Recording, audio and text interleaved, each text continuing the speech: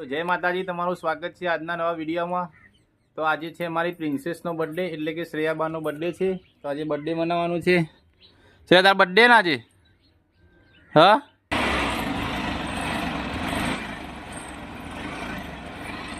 ટાટા ટાટા, આજુ bye bye.